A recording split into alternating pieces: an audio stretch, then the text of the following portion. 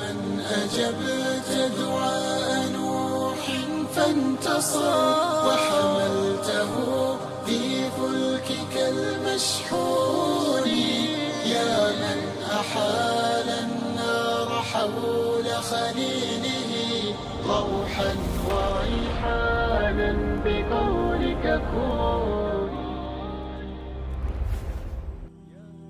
নাহমাদুহু ওয়া নুসাল্লি আলা রাসূলিহিল কারীম আম্মা বা'দ। দোয়া মুমিনের হাতিয়ার। যখনই মুমিন কোনো বিপদে পড়ে সে আল্লাহর কাছে দোয়া করে। যখনই কোনো জালিমের জুলুমের শিকার হয় আল্লাহর কাছে দোয়া করে। যখনই কোনো কিছুর অভাবে পড়ে আল্লাহর কাছে দোয়া করে। যখনই কোনো কিছু পাওয়ার তামান্না মনে জাগে আল্লাহর কাছে দোয়া করে। দোয়া মুমিনের ইবাদত। সুনানে তিরমিজিতে এসেছে, রাসূল সাল্লাল্লাহু আলাইহি ওয়াসাল্লাম ইরশাদ করেন, আদ-দুআউ হুয়াল ইবাদাহ, দোয়াই ইবাদত। প্রিয় ভাই, একজন মুমিনের শান হলো বেশি বেশি আল্লাহর দরবারে দোয়া করা। ছোট থেকে ছোট প্রয়োজনও আল্লাহর কাছে দোয়া করুন। আমরা এমন এক রবের গোলাম যিনি না চাইলে রাগান্বিত হন, চাইলে খুশি হন। সুনানে তিরমিজিতে এসেছে, রাসূল সাল্লাল্লাহু আলাইহি ওয়াসাল্লাম ইরশাদ করেন, ইন্নাহু মান লাম ইয়াসআলিল্লাহ ইয়াগযাব আলাইহি, যে ব্যক্তি আল্লাহর কাছে চায় না আল্লাহ তার প্রতি রাগান্বিত হন। আমাদের অনেক ভাই দোয়া করার সময় দোয়ার নিয়ম ও আদবগুলোর প্রতি খেয়াল রাখেন না, ফলে দোয়ার কাঙ্ক্ষিত উপকার ও ফজিলত থেকে তারা বঞ্চিত হন। তাই আজ আমরা এই বিষয়ে সংক্ষেপে কিছু কথা বলতে চাই।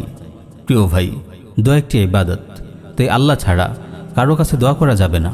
কোনো পীর, ওলি, মাজার কিংবা দরগা থেকে কিছু চাওয়া শিরক। দোয়া হবে শুধুমাত্র আল্লাহর কাছে। দোয়ার শুরুতে আল্লাহ রাব্বুল আলামিনের হামদ প্রশংসা করতে হবে। তারপর রাসূল সাল্লাল্লাহু আলাইহি ওয়াসাল্লামের উপর দরুদ পড়ে দোয়া করতে হবে। একবার রাসূল সাল্লাল্লাহু আলাইহি ওয়াসাল্লাম মসজিদে নববীতে বসেছিলেন। এমন সময় জনৈক সাহাবী মসজিদে প্রবেশ করে সালাত পড়লেন। সালাত শেষে তিনি দোয়া করলেন, আল্লাহুম্মা গফিরলি ওয়ারহামনি, হে আল্লাহ আমাকে ক্ষমা করুন, আমাকে রহম করুন। রাসূল সাল্লাল্লাহু আলাইহি ওয়াসাল্লাম বললেন, আজিলতা আইয়ুহাল মুসাল্লি ইযা সাল্লাইতা ফাকআদতা ফাহমাদিল্লাহ বিমা হুয়া আহলু ওয়া সাল্লি আলাইয়া সুম্মা দুআহু। তুমি তাড়াহুড়া করে ফেললে হে মুসল্লি।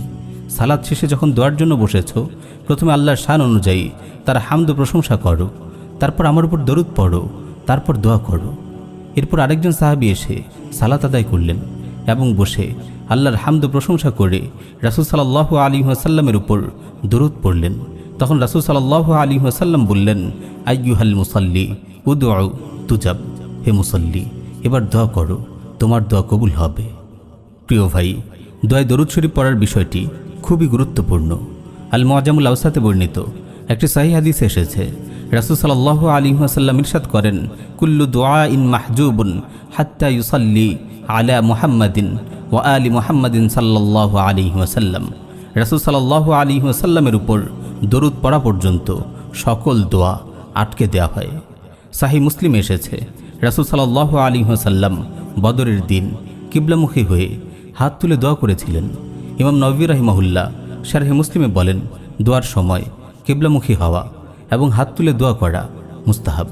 সুনানে আবু দাউদ এসেছে, রাসূল সাল্লাল্লাহু আলাইহি ওয়াসাল্লাম ইরশাদ করেন, ইন্না রাব্বাকুম তাবারাকা ওয়া তাআলা হাইয়্যুন কারীমুন ইস্তাহয়ী মিন আবদিহি ইযা রাফআ ইয়াদাইহি ইলাইহি আন ইয়ারুদ্দাহুমা সিফরা। তোমাদের মহান রব অনেক লজ্জাশীল ও অত্যন্ত উদার। বান্দা যখন তার দরবারে হাত তুলে তিনি খালি হাতে তাকে ফেরত দিতে লজ্জাবোধ করেন। আল্লাহর দরবারে দোয়া করতে হবে বিনয়, নম্র হয়ে, কাকুতি মিনতি সহকারে এবং ভাঙা দিল নিয়ে। আল্লাহ তাআলা বলেন, উদউ রাব্বাকুম তাদাররুআন ওয়া খুফিয়া, তোমরা বিনীতভাবে ও গোপনে তোমাদের রবকে ডাকো। মনোযোগ সহকারে দৃঢ়তার সাথে খালিস দিলে দোয়া করতে হবে। দোয়া কবুল হওয়ার ব্যাপারে অন্তরে পূর্ণ আস্থা থাকতে হবে। অন্য মনস্কভাবে অবহেলার সাথে দোয়া করলে আল্লাহ তাআলা সেই দোয়া কবুল করেন না। সুনানে তিরমিজিতে এসেছে, রাসূল সাল্লাল্লাহু আলাইহি ওয়াসাল্লাম ইরশাদ করেন, উদউল্লাহ ওয়া আনতুম মুকিনুনা বিল ইজাবাহ ওয়া আলামু আন্নাল্লাহা লা ইস্তাজিবু দুআআন মিন কলবিন গাফিলিন লাহিন। তোমরা কবুল হওয়ার পূর্ণ আস্থা নিয়ে আল্লাহর কাছে দোয়া করো, জেনে রেখো আল্লাহ তাআলা গাফিল, উদাসীন অন্তরের দোয়া কবুল করেন না। আমরা বেশিরভাগ সময়ই মন লাগিয়ে দোয়া করি না। দোয়া করার সময় উদাসীন হয়ে থাকি, তাই আমরা দোয়ার ফজিলত থেকে বঞ্চিত হই।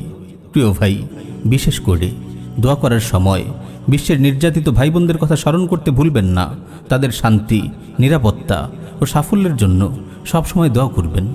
বিশেষ করে বিশ্বের বিভিন্ন ময়দানে কুফফার বিশ্বের বিরুদ্ধে লড়াইরত মুজাহিদ ভাইদের জন্য বিশেষভাবে দোয়া করবেন।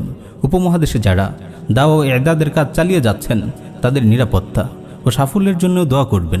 আল্লাহ তাআলা আমাদের সবাইকে আমল করার তৌফিক দিন। আমিন ইয়া রাব্বাল আলামিন।